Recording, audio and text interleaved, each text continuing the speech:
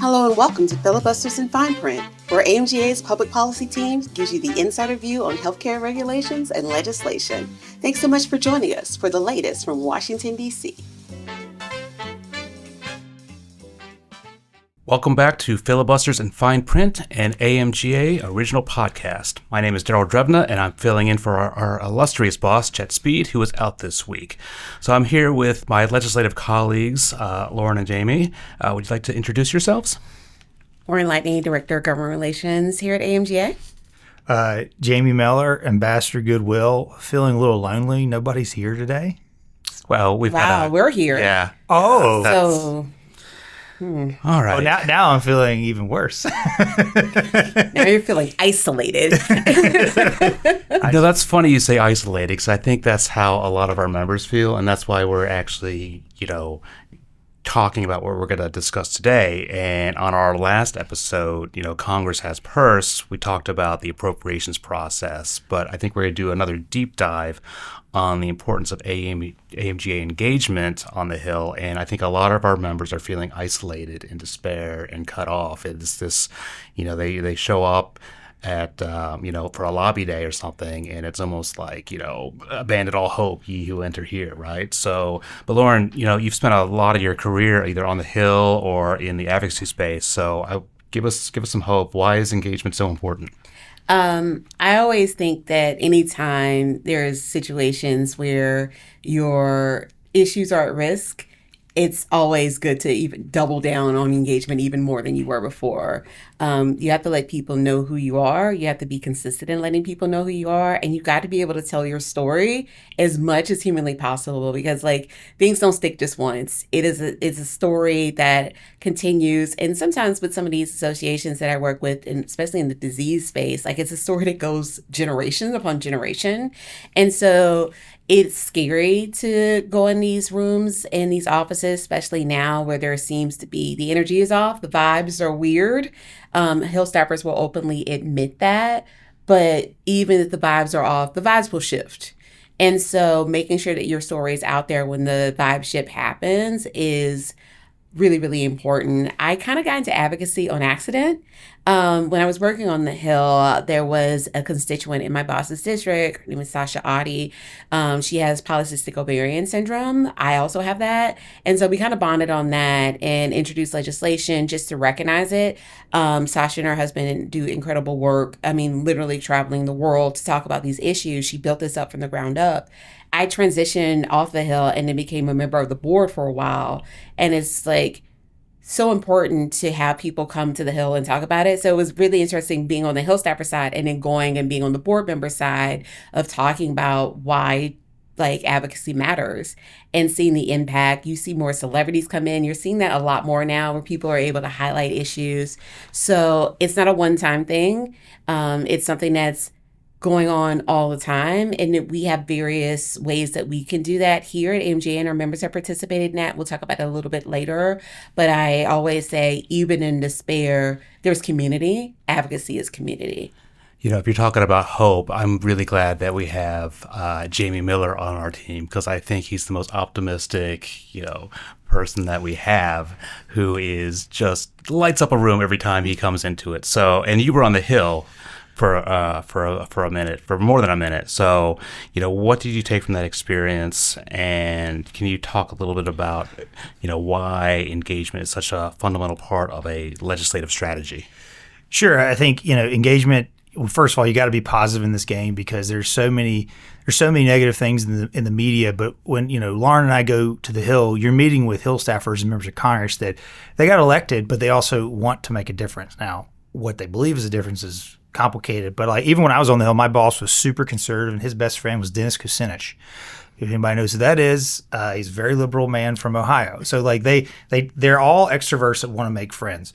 But I would say, politicians want to hear from constituents. When I was on the Hill, I had a few politicians who would call me and say, "Hey, so and so's a VIP. They need access to a mental health bed," and I'm like, yeah, that's a problem. Like, we should invest in more mental health beds. I'm like, so then all of a sudden, now the members of Congress are writing things about increasing mental health bed capacities in their districts and their states. When I was a lobbyist for ER doctors, I got phone calls from, I'm not going to say who, but various members of Congress like, hey, my son's in the ER. Can you get him to the front of the line? And I'm like, so there's a reason there's a line, because there's not enough physicians. There's not enough, there's Medicaid cuts. There's things like that. So until it personally impacts that member of Congress or their constituents, that's when it really makes a difference. And I would say a lot of times, Lauren mentioned people coming to the Hill and they tell their story. It's very important because these members of Congress, they learn through stories. And I would say to kind of understand, a lot of these members of Congress are they're former lawyers, they're former small business owners. They have a lot going on. They're talking about Ukraine. They're talking about various immigration policies, and you got to get in there and really make it about something they care about, either personal or like, hey, this is going to impact the deficit, or this is going to impact people's access to care, and more people are going to call you and complain to you about what's going on in their district. So making that connection to like actual what's happening on the floor is something, the ground floor is something that I and Lauren cannot do, something we need from someone like you, a provider. So you come in and you have your story, right? And you've engaged, you've made a connection with the member of Congress or the staff or a committee.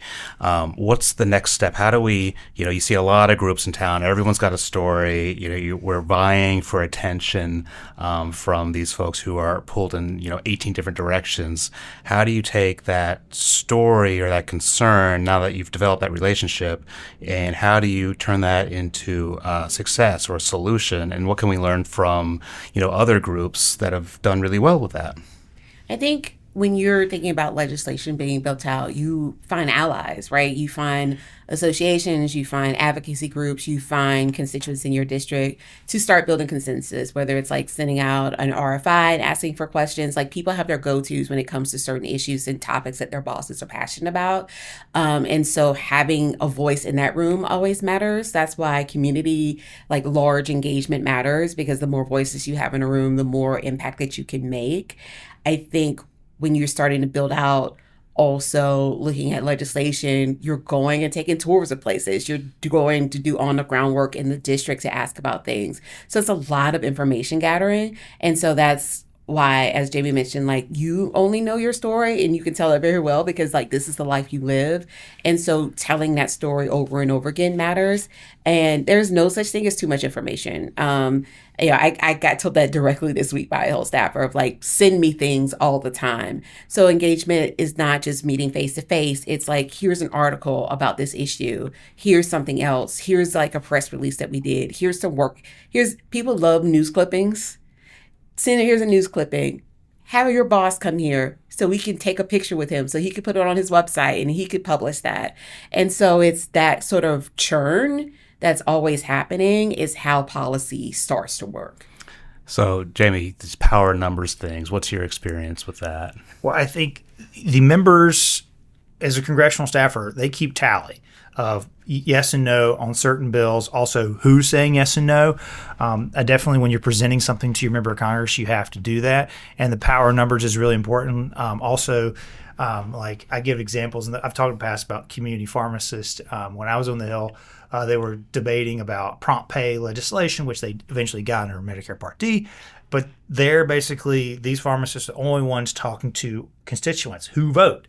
And they're telling the constituents, if Congressman so-and-so or Congressperson or Senator doesn't do this, they don't like you.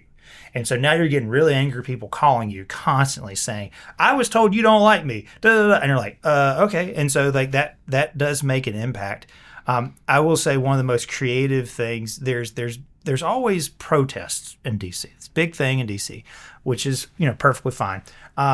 Sometimes they block the roads. And one time I was trying to get to the member to a vote. We were crossing over Independence.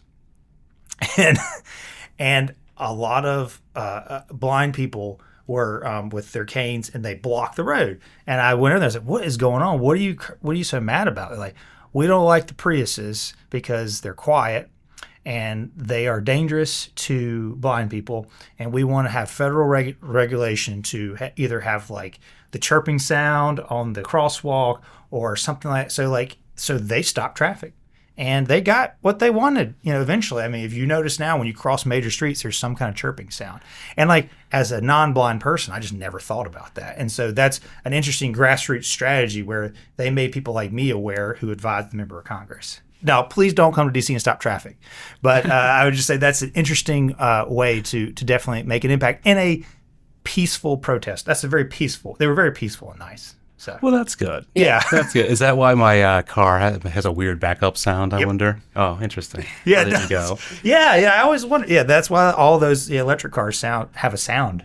Perfect. I was also thinking about parents, too, because, like, seniors are always very loud. Parents are louder. Oh, great. Because if parents take the time out to, like, fly to DC, their moms are something. It is on. They always have snacks. I almost passed out at an event one time, and like a mom gave me a juice box, which was really nice. Yeah. So they come prepared. They come with snacks, and they come with power. These moms don't play around with it, and so I always think about the parents that are coming up here for Hill Day, especially with children with like rare diseases, education stuff. Like they make a presence known. You know them when they're there. Yeah. So, that's interesting. You've got these groups coming in, and I'm sure you've seen it all, whether it's, a group blocking traffic or setting up a lemonade stand. Like, what's some of the most, unique or eye-catching displays of advocacy that you've seen? And do you think that's something we can incorporate into our own toolbox? I always think when you come up the Capitol Hill Metro, if there is an issue or group in town and they have a lot of money, marketing money, they will basically put all of their advertisement in Capitol Hill Metro stop. Like on every single, like up the escalator, down the escalator, on the walls. And so that is a way of kind of recognizing the moment that you hit the hill.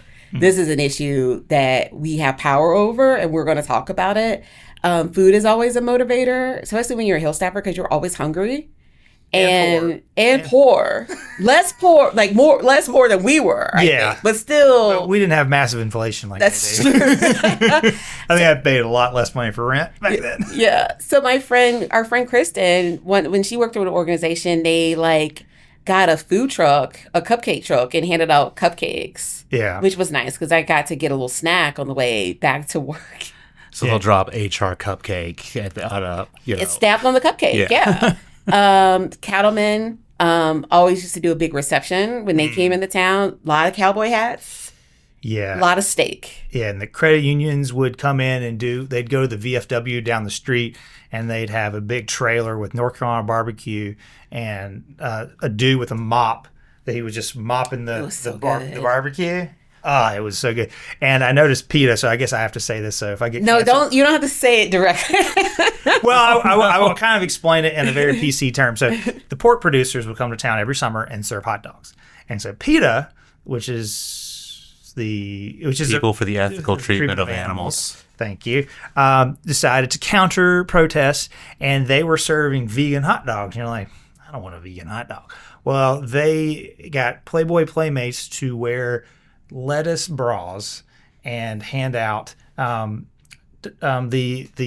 those special I don't think a lot of people went, but it was People did go. I never went. I think again, I worked for a food is a motivator. I worked for a conservative, so I wasn't allowed to those things. But yeah, and it was in the Taco Bell reception, and it was all, if it was within ethical guidelines, it was a way to educate Hill staff and just have when we definitely have situations where we'll have briefings on the Hill and we'll invite Hill staff and other lobbyists and the media, and we'll have lunch. And I'm sure you all have things at your facilities. We have lunch and learns. So we do lunch and learns on the Hill, and it's a way to motivate people to either to come and learn about something. So we've talked a lot about getting these folks, essentially how do we get their attention? How do we cut through the noise? And other than me dressed in a lettuce wrap on the Hill, hopefully it doesn't come to that. Thanks for that video. Yeah. But you've got to take that attention and turn it into actionable solution. What are the staffers or the members of Congress need from us as an advocacy group to actually, get legislation enacted, or in my realm, like change a piece of regulatory text and that sort of thing. It's always coming with a solution, not just a problem. I mean, Chet tells us it all the time. He's like, I don't want to hear your problems. I want to hear the solutions to them. And like, it's the same thing with health staffers. Especially if you're working on the house side, staffers are doing maybe 7 issues, and they might care about healthcare, or they might not. And so you want to come in with something that's very easily sellable to their boss, and you kind of want to come in almost like as a fully written thing or a fully engaged thing. A, people don't have time to like kind of do some of this research, and B, I think given how much like stress there is on the Hill right now and how busy this entire year has been, they're looking for ways to produce, because I mean, that's why you become a Hill staffer, but they need help. And so even coming in was like, hey, have you thought about this? Palliative care is like really, really popular right now, which was different than when we were on the Hill, I believe. Oh, yeah. People want to We were on the talk Hill during about that. Obamacare. That was different. That was different. But people like, hey, actually, my constituent talked about this. Like, and then you're like, have you considered this? Could you talk to this person? So you do kind of play that middle management role where people are coming to you and you can know how to connect people. You have the solutions there. And so I give out ideas for free all the time. Just because I want people to know, like, hey, this might be something you consider. Maybe they're already there, maybe they're not. But I think being as like generous with that is helpful. Yeah, and I think the stories, like some lobbyists like, oh, well, we did this, and if we had this EHR and we saved with this person. But we have what AMGA does, and we have members. I will give a shout out to Dr. Dan Duncanson.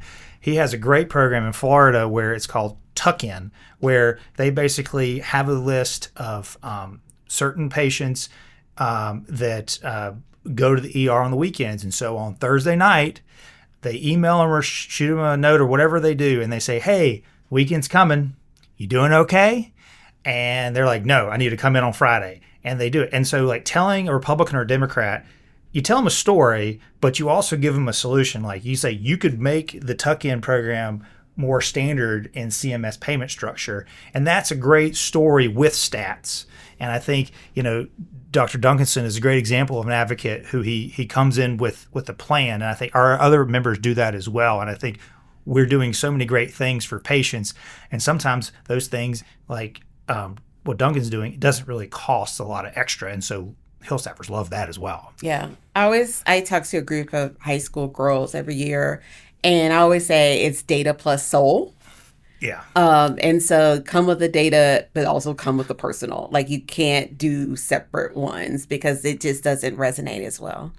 No, it's really interesting. And if I get to like nerd out a little bit of like congressional history and legislative procedure, like back in the 70s, congressional staffers, congressional offices had a much bigger staff.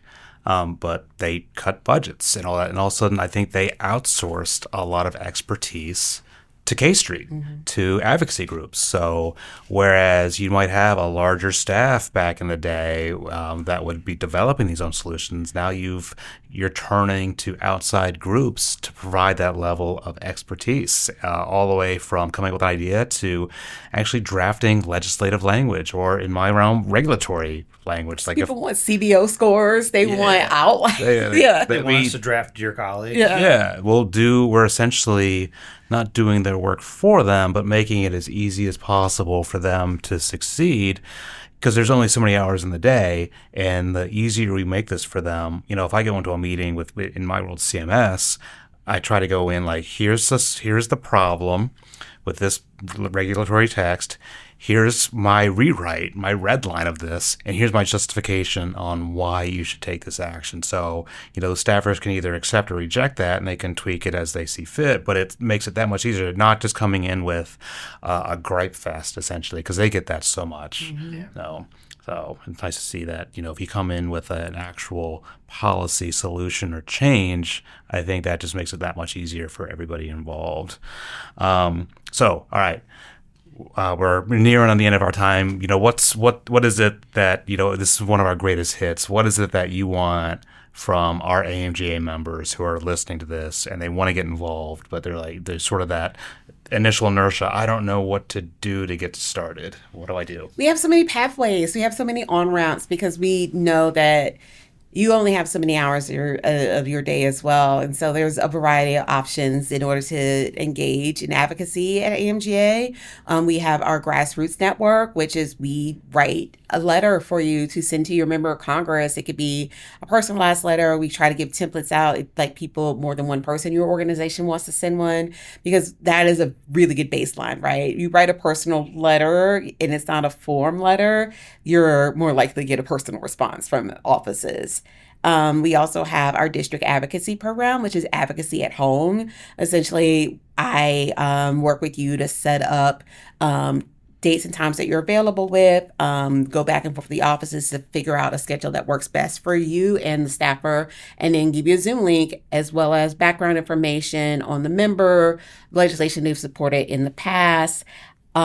We want to make this as accessible as possible for you, and being able to do that at home not only kind of gives them an idea of what it looks like on their day to day, but it's a way to easily kind of continue relationships because you can check in with folks. And we have some members at this point who have the personal cell phone numbers of staffers, right? They're like, just give me a call. We also have our Capitol Hill Day, which is every June, where you can do boots on the ground lobbying. You're meeting with your offices. We have a really great program that's set up to help you prepare for webinars in advance. We do all the scheduling for you. And so we want you to participate. We want your engagement. We need your engagement, particularly now when Hill staffers are pressured. Everyone's pressured. And so that's when you double down on it. That's not when you walk away from things. Right. Yeah, and I feel like whenever I give a talk on effective ways to lobby, I always start with, when you're meeting with a member of Congress or a staffer, realize they have a lot going on just like you. You learn a lot about a person by listening. So if you listen, figure out what they really are passionate about, finding a way to find that common ground it's very simple, but not a lot of people do it in DC.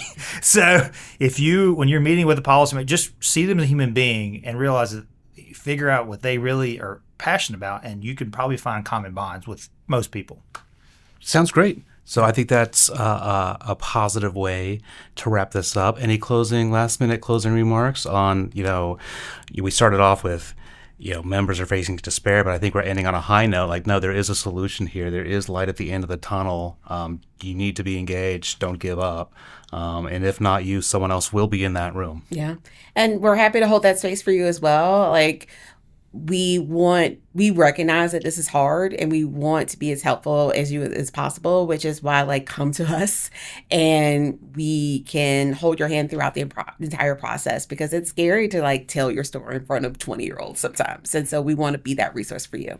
Yeah. And I feel like maybe Daryl, you had this slide, or I had this slide years ago about, there's a picture of a doctor and there's 50 bullets around him or her saying who's regulated them, like the DEA, CMS, all these different. So you got to be optimistic, because this federal oversight's not going away. Right. So, you can't just bury your head in the sand. You got to be part of the solution. Well, on that, I think we'll close with that. Thank you for joining us for Filibusters in Fine Print, and we'll catch you next episode. Thanks for joining us for Filibusters in Fine Print. This podcast was brought to you by AMGA. For more information about AMGA's advocacy efforts, visit amga.org/advocacy.